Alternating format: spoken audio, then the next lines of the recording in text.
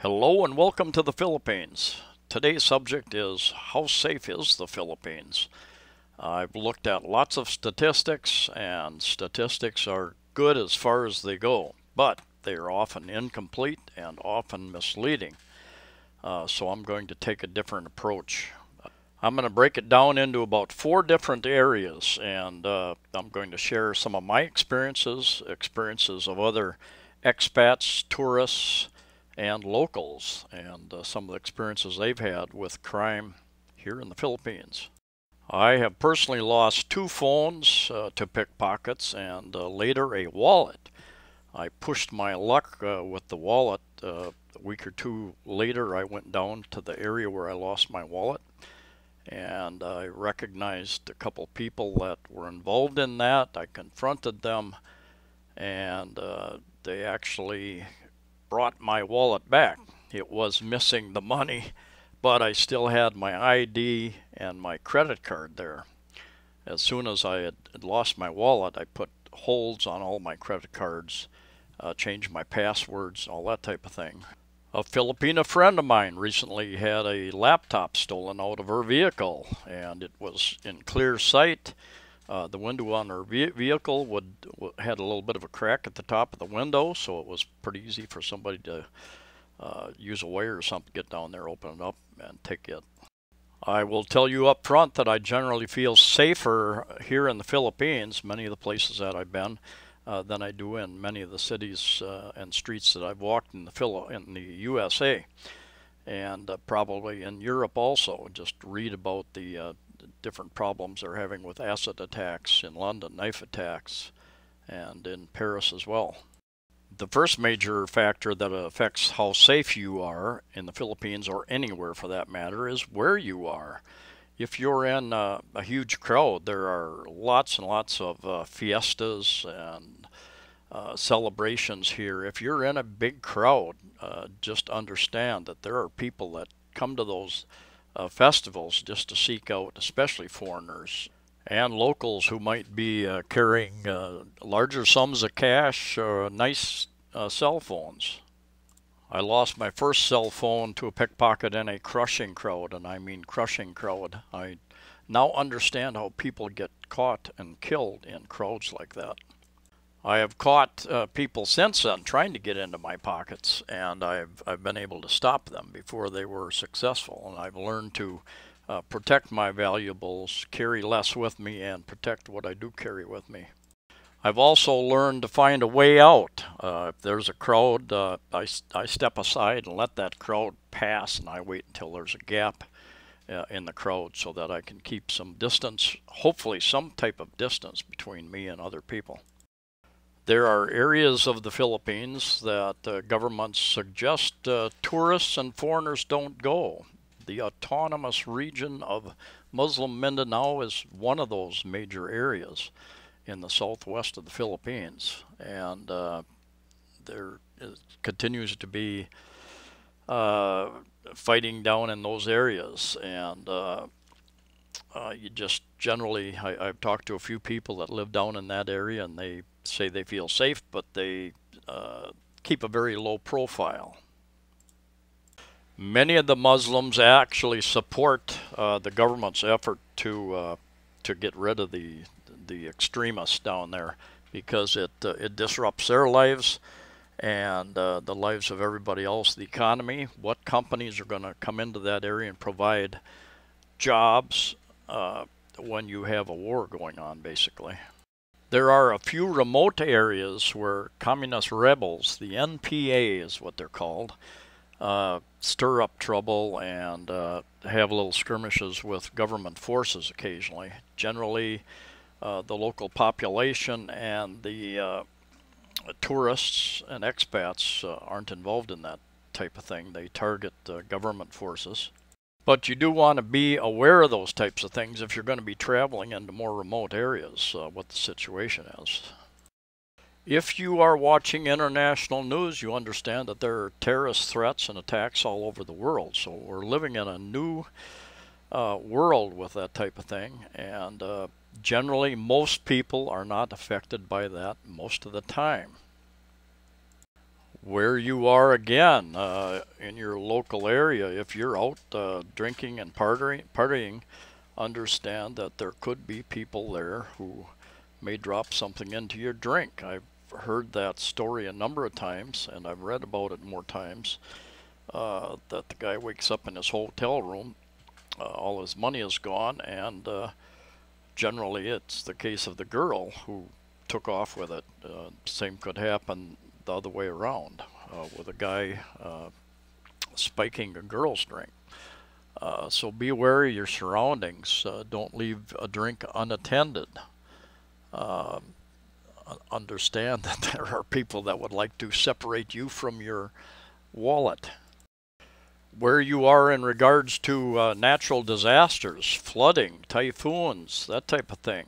Obviously, the choices you make if you're going to live in a flood zone, an area that is subject to that on a regular basis, or even on an irregular basis when a big storm comes in, it will affect your safety.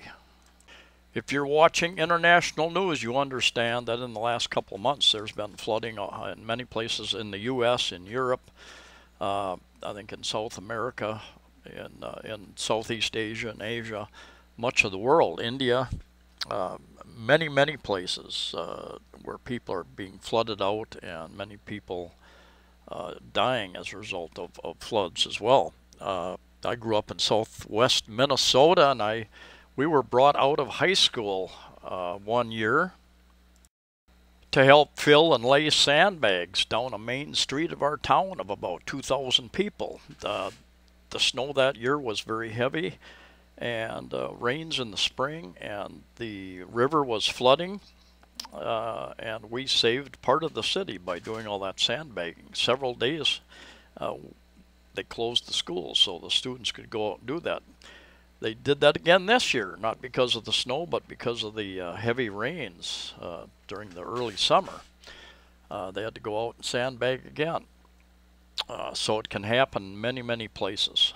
There are some areas that are more at risk of getting hit with a typhoon, what you call hurricanes back there in the USA, than others. The eastern seaboards, the eastern islands, get hit more often, and from the Visayas on up north through Luzon and the Batanes Islands up north, a lot of the typhoons that come in from the Pacific turn up that way. I'm in Cebu City, and we are generally protected from typhoons that come through here, and just ends up being a little extra rain, a little extra wind. It has not been that big of a deal, although the north third of Cebu got hit pretty good back in 2013. Who you are will affect how safe you are in the Philippines and many other countries as well. The Philippines is very family-oriented, very clan-oriented. During the last elections, I think there were about 13 deaths that were related to election violence. Now that's much less than in Mexico. I think there was like 113 deaths or 133 deaths related to the political system in the last elections in Mexico. It seems that almost weekly I read about some death related to politicians, a mayor, a vice mayor, a police chief, prosecutors. Many prosecutors have been killed in the last year. Somebody holds a grudge. It's relatively cheap to hire somebody apparently to take care of that problem, and the police force have not solved a lot of these murders, so people are encouraged by that, and they think they can get by with it. It's often two people on a motorcycle, and wearing face gear and masks. And in fact, like Mandawi City, I had a hobble driver the other day, a motorbike taxi, took me over there, and he had the face mask to protect him from the sun. And as we're getting ready to cross into Mandawi City from Cebu City, he took his mask off, and I asked him, "What is it? It's too hot, isn't it? That's why you're taking it off." He said, "No, the law in Mandawi City says you can't wear that face covering." I read somewhere that some towns had even banned helmets when riding in their city because uh, they want to be able to identify you. They've got more and more cities are putting up cameras on street corners, different areas, and then private industry. Often businesses have their own security cameras, so it gives them a chance to identify people and their bike they're riding on. If you become associated with a family in politics or somebody that is more at risk of something like that, then you may be more at risk if you're in their company often. Who you are also relates to your character. Uh, I've read about several foreigners being killed in the last number of years here in the Philippines, and you get different accounts of how that all happens. But in a number of cases, it was a case where the person could have walked away from a confrontation, but they confronted the people. They may have been at a bar or party or something, and they could have walked away from that possible confrontation, but they decided to go after somebody, and they ended up on the wrong end of it and were killed as a result of it. I've said it before, and I'll say it again here. Saving face is a big cultural element of the Philippine economy, many Asian countries. It means that confrontation, being embarrassed, especially in public, is very much frowned on. There can be frustrations, to say the least, and disagreements here in the Philippines, especially with different cultures. And I strongly suggest that you understand that you're a guest in the country, this country or any other country, and use diplomacy instead of arrogance, and you'll probably come out healthier and happier in the end, and hopefully alive. Number three, how prepared are you to deal with the various situations? Many of you are aware of a number of people being robbed, expats being robbed, at least one being killed down in the Dumaguete area. Many of you are aware that Mike from My Philippine Journey was robbed some time back, and they climbed in through the second story window, and since then they put up some defensive and barbed wire, I believe, making it more difficult, and grates on the windows. One problem that I see with grates on windows, as they are just everywhere, is that if you have a fire inside or you have to escape, how do you remove that grate? That might be your only way out safely. The cameras and electronics for in-home security for your yard, that's all available here in the Philippines. So that's something to consider. I carry a really good bright flashlight with me usually at night, so if I need to blind somebody temporarily while I make my escape, that's a possibility. I often carry an umbrella if I need to use something for some type of defense. A big part of this is establishing the correct mental state, and you need to think about this ahead of time, because it's the first instinct a lot of times is to resist, to fight, but understand that your phone, your wallet, your money is replaceable. Your life is not. It's best to give those things up, and some people carry money in 2 or 3 different places. Some people carry a cheaper phone with them to give that up in case they're robbed. I've been in the Philippines a total of about 3 years now. Have not had any physical confrontations. I have had physical confrontations, or very close to things that could turn very badly in the USA, with very aggressive panhandlers. And I understood. I finally backed out of the situation so they didn't escalate. But you should think about that, the different types of situations that you could get in and develop and practice getting into that mental state where you're willing to give something up in order to have your freedom and your life. The fourth factor I'm going to discuss is how lucky are you. To hear just in the last couple of days, here in August, middle of August of 2018, a bridge fell in Italy, killing last count I saw was about 38 people. It's probably going to be more than that. Uh, their luck definitely wasn't with them on that particular day. Uh, Same thing, being in the right place at the right time or wrong place at the wrong time. The luck may be with me because I have had so few issues here in the Philippines. The great majority of the people have been very friendly, even looking out for me, asking, are you lost, sir? Can we get you a cab? There's been a couple times where people told me that you're not safe in this area, and the one guy even, he insisted on staying with me and leading me out of an area. He knew more than I did. I didn't feel that I was unsafe, and I was just watching the culture, enjoying the Philippine culture. But he knew more than I did. He knew that somebody was probably talking about, hey, there's a foreigner down there. Maybe we can separate him from his money. The vast majority of Filipinos are very good people and very helpful, very friendly, and very quick to smile, which really I really enjoy being in this culture. I really enjoy the Filipino people. There are issues like there are in any country. I looked at statistics for many different countries, and corruption, in fact, is considered worse in Indonesia, Myanmar, Vietnam, Laos, Cambodia, Malaysia, and then there was Philippines listed. As far as crime, the Philippines isn't at the top of the list. As far as top pickpocket cities in the world, none of the Philippine cities are listed there.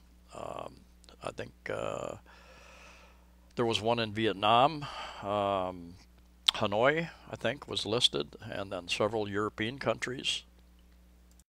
Your biggest safety risk going to any foreign country is probably your health. You're dealing with different climate, different germs. Your whole lifestyle is changing a bit, and you're probably not eating as well as you might in your home country. So keep that in mind. Have money and or insurance to take care of those things, so you don't get stuck with a big bill in a foreign nation. I know a number of people who have been to the hospital, who have incurred expenses. Their wife had a baby. A couple of them had their wives had babies, so they have those expensive. One or two guys that I know that have had pneumonia. I've been to a doctor a number of times, and dentist, doctor a number of times for allergies and those sort of things where I need prescription medicine. That adds up a couple thousand pesos here, a couple thousand pesos there. Pretty soon you're talking about real money. It affects your budget. One very interesting statistics I saw that will make the ladies out there happy is that the Philippines ranks in the top 10 around the world for women's rights. And I think I've observed that. You will see lots of women security guards. You'll see lots of security guards all over, and that's something that will surprise many people, foreigners. But many females in the police force, in the security force.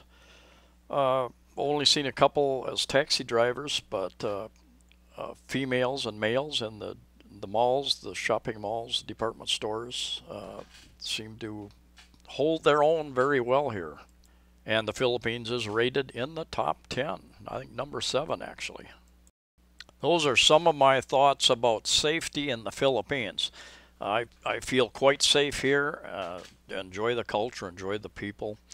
I have had experiences with pickpockets, so you need to be careful. You need to protect your valuables, and stay away from confrontation, stay away from trouble.